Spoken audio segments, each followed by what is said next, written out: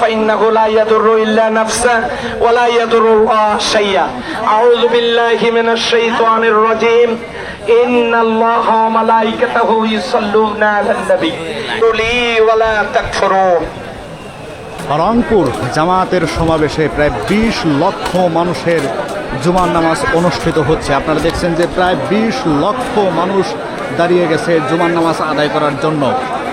আপনারা দেখছেন যে রংপুরে ইতিহাস সৃষ্টি করলো বাংলাদেশ জামাত ইসলামী। তারা লক্ষ লক্ষ মানুষ নিয়ে এই মাঠেই নামাজের জুমার নামাজ শুরু করার জন্য দাঁড়িয়ে গেছে, কাতার সোজা করে দাঁড়িয়ে গেছে।